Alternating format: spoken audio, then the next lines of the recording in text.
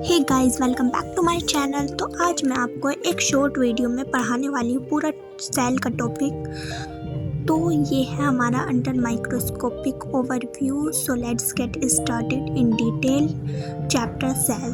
तो सबसे पहले सेल समझते हैं कि हमारा सेल होता क्या है। तो सेल की डेफिनेशन है, the cell is the fundamental structural and functional unit of life. जैसा हमारा घर एक ब्रिक से बनता है, वैसे ही हमारी बॉडी पूरी एक सेल से बनती है।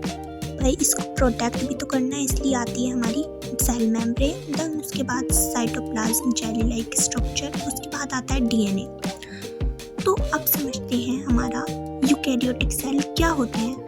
तो यूकैरियोटिक सेल हमारे बेसिकली सारे एनिमल्स एंड प्लांट सेल होते हैं, और प्रोकैरियोटिक सेल्स हमारे बैक्टीरियल सेल होते हैं। बेचारा वो बहुत पुअर सेल होता है। उसके बाद जो न्यूक्लियोइड रीजन होता है उसमें बस ऐसे ही डीएनए पड़ा रहता है। तो अब समझते हैं ऑर्गेनेलीज क्या होते हैं। तो सबसे पहले आता है हमारी सेल मेम्ब्रेन, देन उसके बाद न्यूक्लियस आता है। न्यूक्लियस में होता है डीएनए, एंड डीएनए क्रोमेटिन में होता है गुच्चर मुच्चर, और जो है हमारे क्रोमोसोम्स होते हैं एक स्ट्रक्चरल रोड लाइक शेप, जिसमें हमारा डीएनए प्रोटेक्ट किया जाता है। अब समझते हैं ये जो दाने दाने से होते हैं इनको क्या कहते हैं, और ये होते हैं रफ एंडोप्लाज्मिक से अटैच्ड। तो ये जो है बेसिकली हमारे बैक्टीरियल सेल में भी होते हैं, इनको कहते हैं राइबोसोम्स, और ये प्रोटीन सिंथेसिस का काम करते हैं।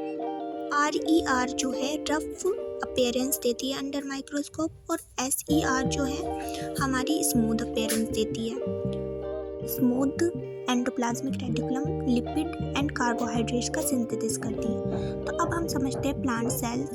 प्लांट सेल में जो है हमारे सेंट्रल में वैक्यूल होता है, एंड लाइसोसोम्स जो है, लाइसोसोम्स को suicide bags of the cell भी कहा जाता है, और माइटोकॉन्ड्रिया हमारी power house of the cell कहा जाता है, जो कि हमारा एनर्जी सिंथेसिस में मदद करता है ATP की फॉर्म में, और ATP की फुल फॉर्म है एडेनोसाइन ट्राइफॉस्फेट।